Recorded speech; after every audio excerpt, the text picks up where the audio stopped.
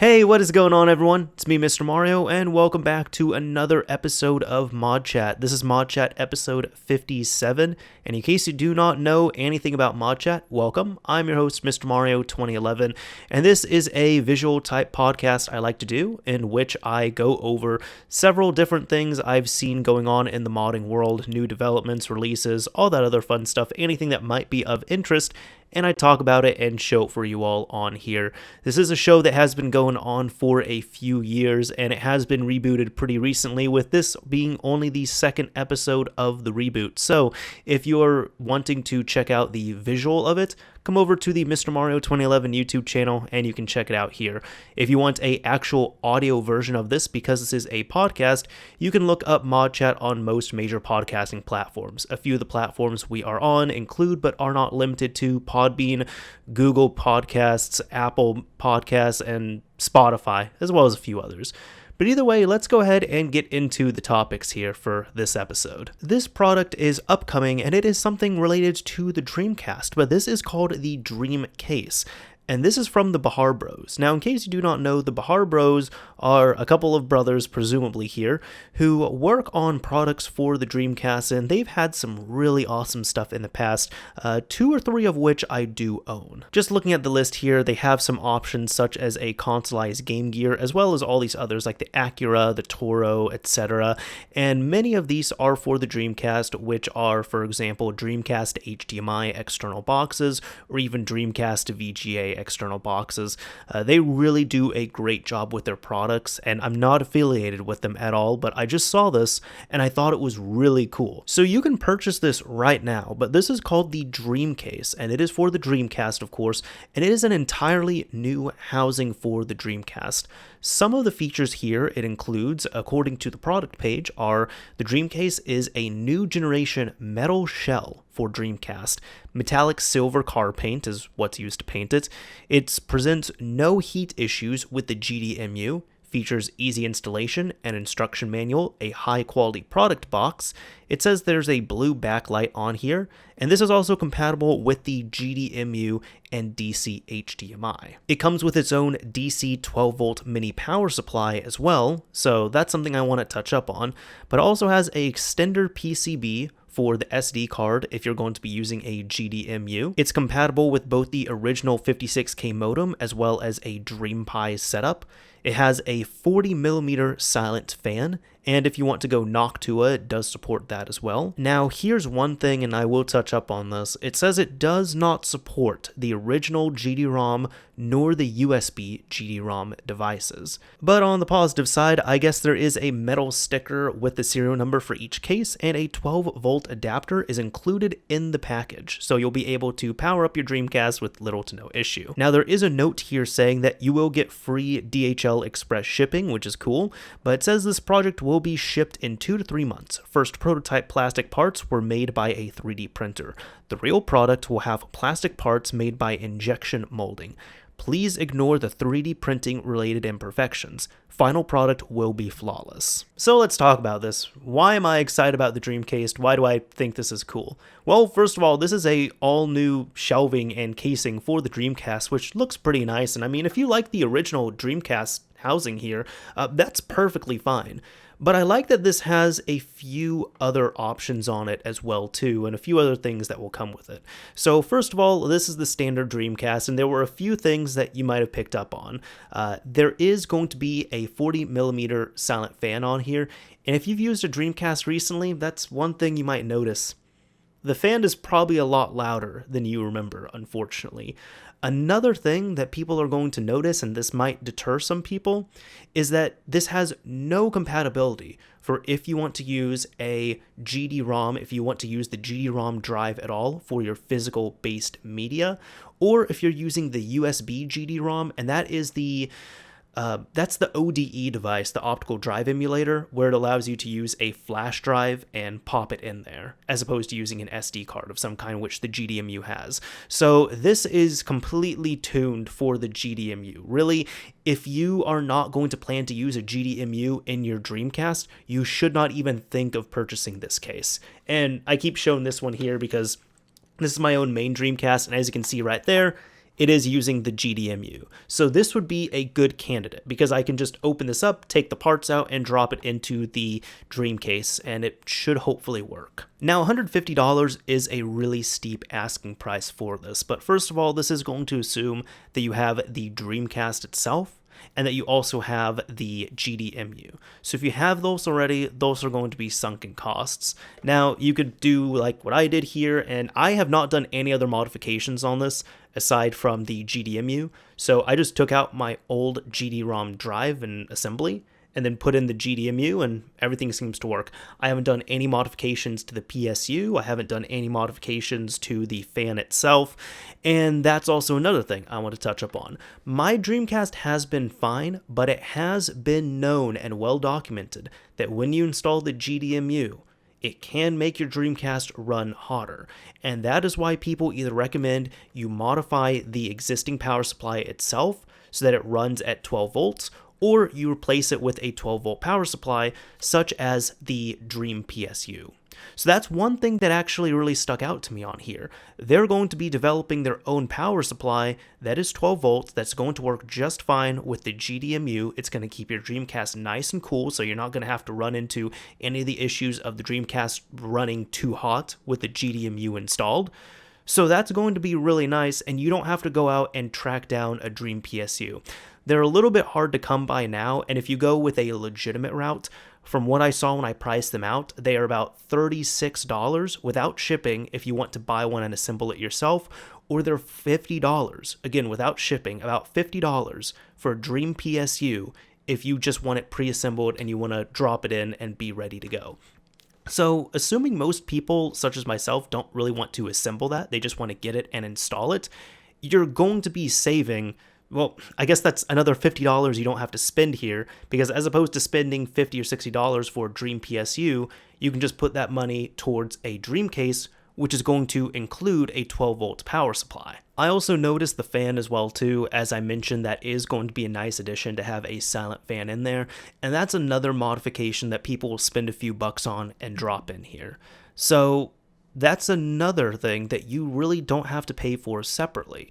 If you are getting the Dreamcase, as long as you have your working GDMU setup and you have your working Dreamcast, you don't have to worry about paying for an adapter for a 12-volt power supply or a 12-volt power supply or even a fan. This here is completely tuned for the GDMU, which is the, in my opinion, like the premier and the most recommended way to load up your Dreamcast games and such. So I really don't see anything wrong with this product here. Again, I know $150 is a steep asking price, but if you think about taking a regular Dreamcast and doing all the modifications yourself, really it's not going to be too much else that you're going to be putting in there. Assuming you're going to do, a new power supply, a new fan, and install the GDMU itself on here. I might get this at one point. I don't know exactly when, but I've pretty much talked myself into probably getting it here at one point, so I'll probably be replacing the shell on this Dreamcast with the Dreamcase here.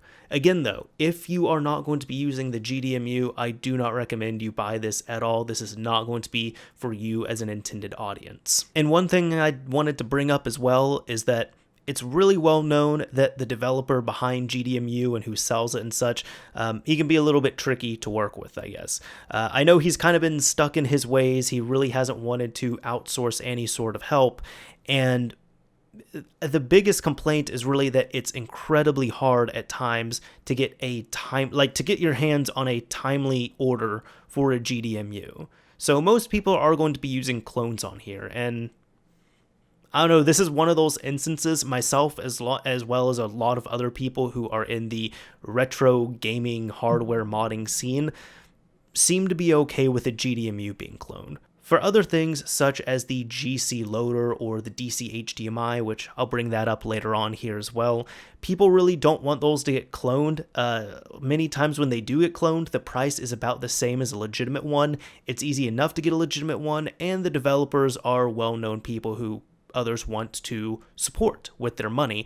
But with the GDMU, there's kind of been this universal thing of, it's okay if we clone it. And I mean, I'm responsible for it as well. Again, I have a clone in here and it works just fine for me. So I don't know, if you have a moral dilemma with that, I guess just wake up at maybe 2 or 3 in the morning and Hope you can get in one of those GDMU pre-orders, but aside from that, it's going to be well known most people who are going to get this are going to be installing clone GDMU devices in there. So for our next topic here, I want to bring something up which is really cool, but weird at the same time. And I don't mean that in a demeaning way. It's just, this product is weird to me. I don't really have any other way to describe it here, but it's neat to see this.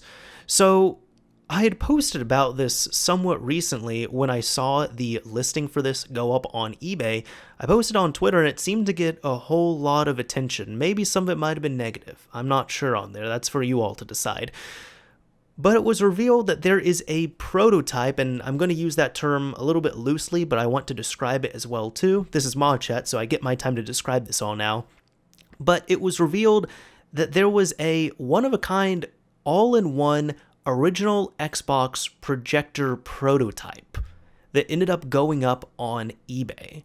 Now, first of all, for anybody who was saying that this is not a prototype, this is not a prototype at all, this is a mod, yes and no.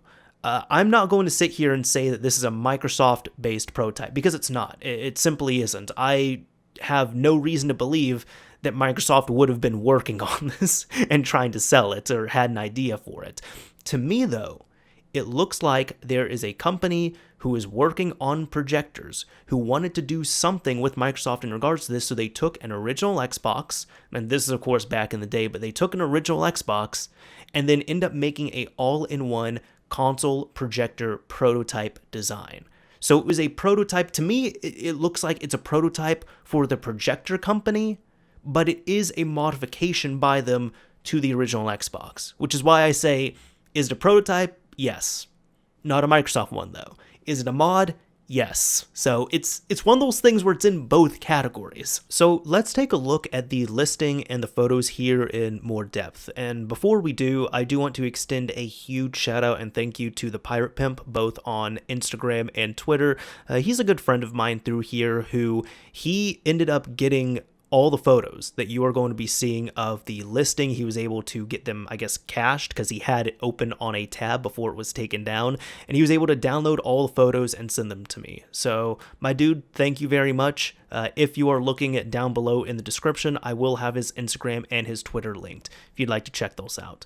But let's go ahead and see what this is all about. So first of all, the listing is called Ultra Rare Prototype Microsoft Xbox Console and DLP Projector Combination Must See, with a subtitle saying one-of-a-kind Dolby Laboratories licensed X01267-001. And that code right there, that's not for the Dolby licensing itself. That is for the Xbox console. That's just a standard Xbox code. So as you can see right here, this eBay listing was put up by Jazz Sax for You. It was being sold as a used as-is product for $60 shipping, and it was being bid on.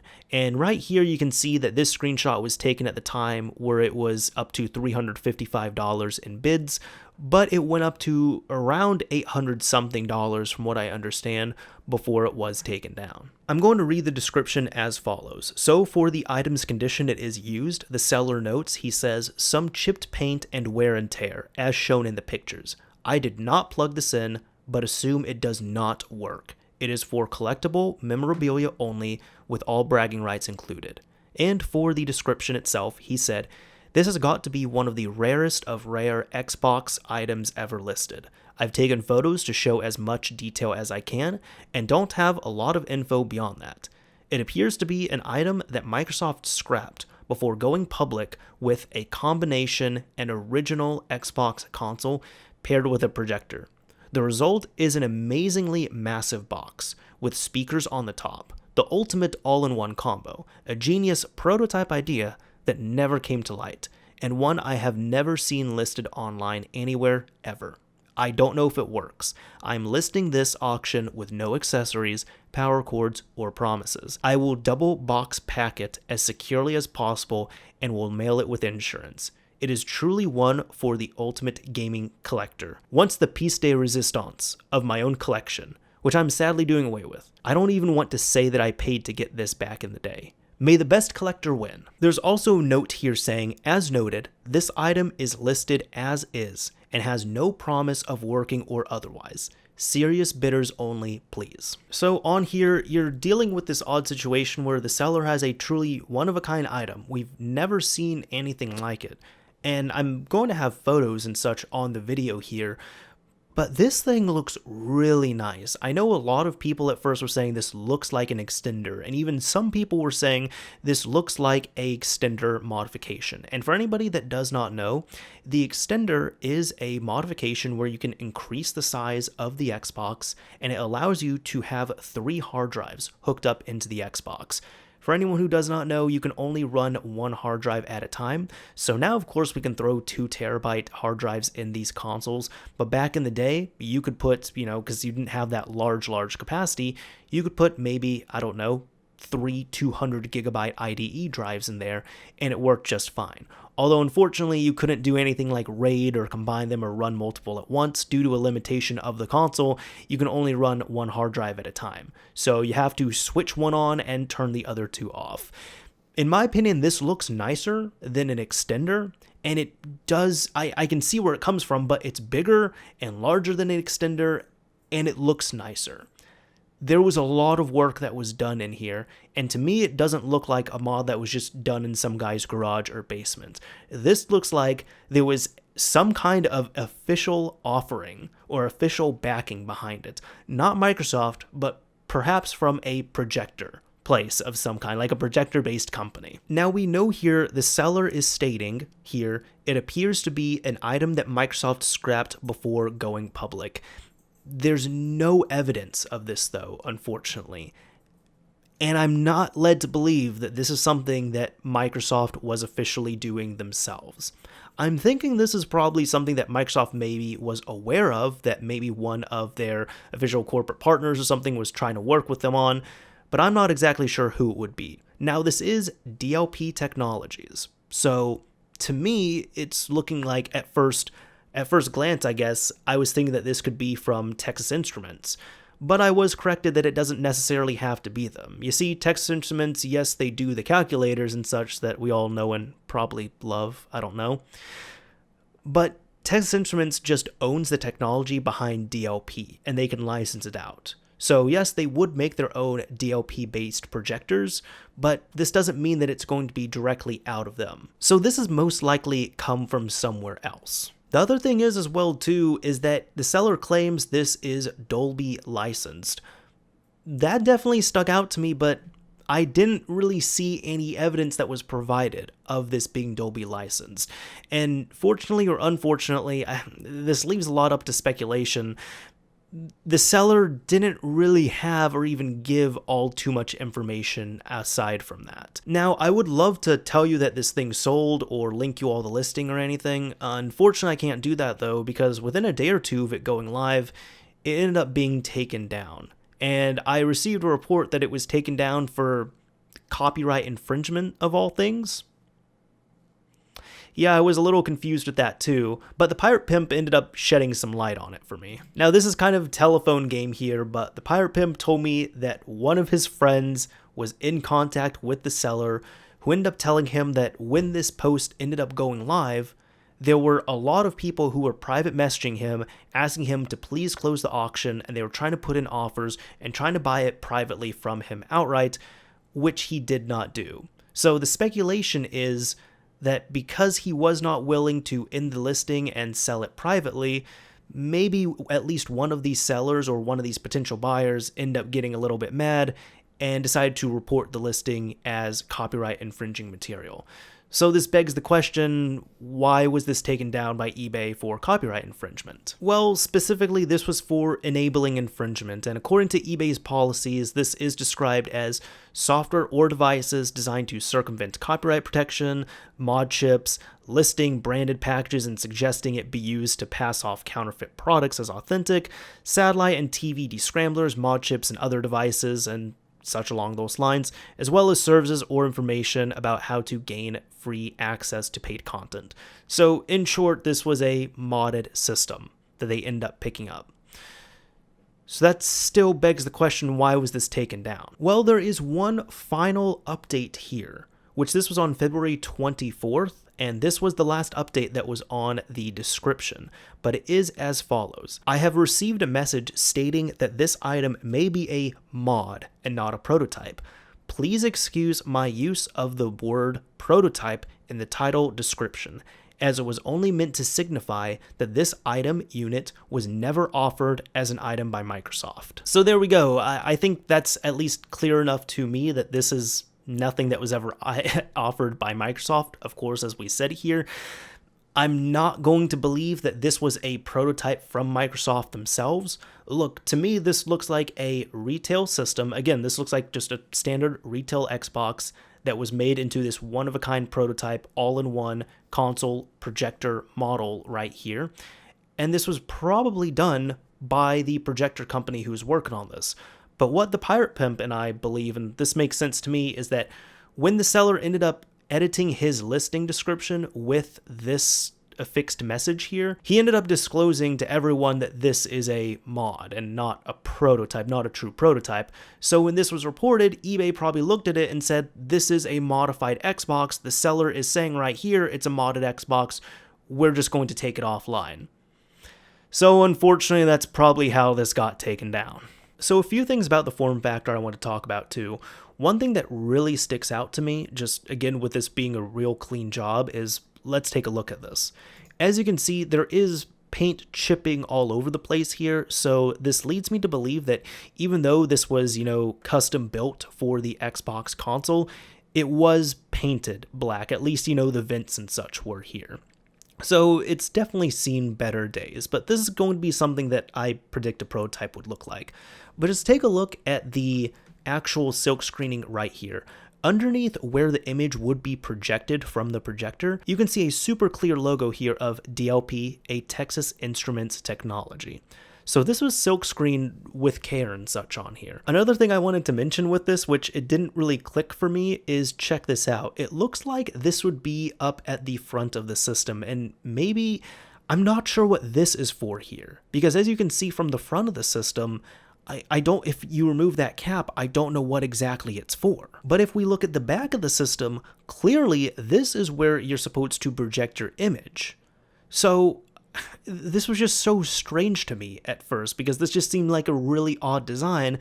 But then when I ended up grabbing one of my Xboxes, it all of a sudden seemed to make sense. You see, here's an original Xbox console. Please just don't mind the condition here. This is a console that I end up picking used here, I don't know, somewhat recently, and I still need to clean up and all that stuff, so I just purchased it. I haven't done anything else to it. But either way, you would think that right here you would have the console, and then up at the top you would have whatever is being projected. But as opposed to it, it's actually, you turn it around, and this is where you hook up power to the system and you hook up whatever else you need. And then on top here, you have the projector bulb. And this was so strange to me. But then, again, when I held the system, it made total sense once I was able to actually feel and visualize it. You would have the system set up like this, let's say on a table, for example, and you have everything projecting, towards you all. So projecting on the wall right here with the system facing that as well, to the back of the system at least. But around the front, which would now be the back, this is where you can open up the disk drive, you can load in your games, you can load in your movies, all that stuff. So that way, I guess at the front of the projector, that's blasting against the wall. But on the back of the projector, which is the front of the Xbox, you can go in here and you can press the buttons, you can hook up your controllers, you can pop in and out of discs and all that stuff without having to get in front of the projector, without having to interfere there. So that makes a lot more sense to me at this point. That makes so much more sense. So yeah, that's about it. That's really all I have to say on this matter here. We don't know if the thing works, unfortunately. We don't know who exactly built it. Allegedly, it has been licensed by Dolby Laboratories themselves. I don't even know how exactly this is powered. I can only assume here that they end up doing something custom. so that they were able to, just all you need to do is hook up the console at the bottom and it's able to power the rest of it. I can only assume that's what they did. And this is going to be another assumption here, but when discussing this with some friends, one of my friends was thinking, yeah, this makes total sense if there was a Projector company who was working on this. They probably ended up fleshing out this idea. They built one prototype to use as a physical prototype to show higher ups and maybe even to shop to Microsoft. Unfortunately, I don't know when this was dated, when it was made or anything, because I guess one of the top things that came to my head was maybe this was just made too late in the original Xbox's life cycle. Like, what if this was prototyped in 2004 or 2005? And this would not have been a cheap device. So, you have the Xbox 360 coming out in 2005, but in 2004, you have a prototype all-in-one original Xbox, or not even a prototype, but you're trying to sell a original Xbox Projector all-in-one combination for, let's say, $1,000. I'm not sure how many people would want to buy that, and on top of that, I'm sure Microsoft would look at it and say, no. We are, starting next year, we're releasing a new system, so we're not going to do anything this big. If you want to release a game, cool, but not an all-in-one combination. But that's been all my thoughts on here. This has been really interesting to check out overall. And if anybody has any other ideas, speculation, or thoughts on this, please let me know down below in the comment section of the YouTube upload, especially if you have any more information on this. I think it's a shame that's kind of gone back into hiding, but perhaps it will surface for sale again one day, and maybe it can get into someone's hands who can take it apart and really analyze this and get some more information on here, because this is one of the coolest original Xbox things I've seen, and it's unfortunate that it just came out of nowhere and then disappeared again. So I guess this will be 2 episodes in a row, but I want to give another shout out and kind of touch up on something with the N64 Decomp or N64 Decompilation team. Because you see, between the last episode and this episode, they ended up releasing a couple of other decompilation projects. Now, for anybody that does not know, this is a group of individuals who were able to decompile Super Mario 64. I'm not going to go into all the major details here, but this does allow you, as long as you have, the code that they have released for free and open source, and you have a compatible ROM, you can fully decompile the N64 build that they are specifying of Super Mario 64 and gain the source code to Super Mario 64 that way, all with open source tools, which is absolutely fantastic. So the team has been busy opening up other repositories and projects and taking a look at other games, and there's a few others that have released. First of all, we have Legend of Zelda Majora's Mask. This is for the NTSC-U build of it and the 1.0 version of Majora's Mask. And this is a full decompilation of Legend of Zelda Majora's Mask. Next up is another working decompilation project, as they say, of Goldeneye 007. So we now have 3 games that you can fully decompile thanks to their tools, their code, and having the ROMs available. So you can do all of that just fine. I also want to shout out, these other ones are work in progress, but there is one for Perfect Dark, and again, this is currently a work in progress. And finally, there's one for Legend of Zelda Ocarina of Time Master Quest, which is the debug ROM, so to speak. Now, there's a warning here that says, the ROM this repository builds, while has a matching checksum, cannot be shifted due to hard-coded pointers which have yet to be dumped. Thus, this repository is currently in an experimental and research phase and cannot currently be used traditionally as a source code base for general changes. So there we go. We have 2 new full decompilation projects that have been released. Big shout out and thank you to the N64 Decomp team, and congratulations on getting these out here as well too. This is really awesome to see. So as we talked about before with Super Mario 64, hoping to see more, I'm really hoping to see more from these, just because a lot of people will be able to, I'm sure, make changes, do even cooler mods and such, and maybe even port these games to other systems, like in a native fashion. It's entirely possible to do that now thanks to the access to source code, and none of it's been stolen either, thankfully. It's just all been out there if you have the game, well, a matching ROM of the game, and you use these open source tools.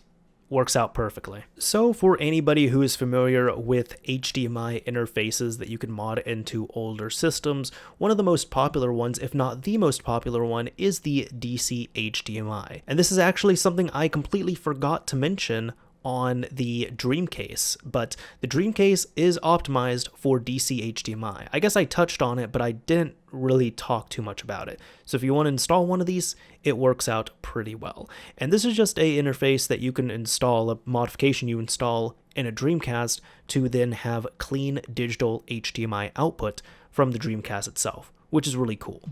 Now, for anybody who is looking at this page and saying, dude, it says DCDigital, what are you talking about? Well, this is exactly what I'm going to talk about. I just kind of wanted to signal boost this to get the proper terminology out there, but this was officially changed. I guess the name itself was changed by Dan Kuntz, otherwise known as Citrus 3000 PSI. On Twitter pretty recently, he ended up announcing, going forward, all products will now be referred to as digital, i.e. DC Digital, PS1 Digital, PS2 Digital, etc. Thanks for understanding.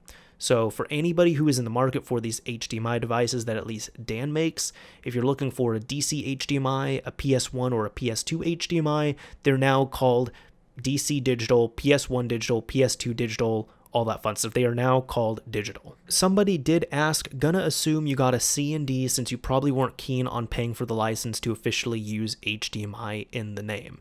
And Dan ended up replying saying, no, these are kits and in a weird category by themselves, but don't want any issues in the future and makes sense to change now. So indeed, that does make sense. For anybody who might be confused on that, somebody ended up saying here, the HDMI group are known to be litigious, best to avoid future issues. So there we go. There's really nothing that's changed on there. No change in ETA for the PS1 digital or PS2 digital. This is just something, again, I want to signal boost, and all of Dan Kuntz's or Citrus 3000 PSI's products that are HDMI based are now going to be holding the digital name to them. So if you see people suddenly talking about the DC Digital, they're talking about what was formerly known as the DC HDMI.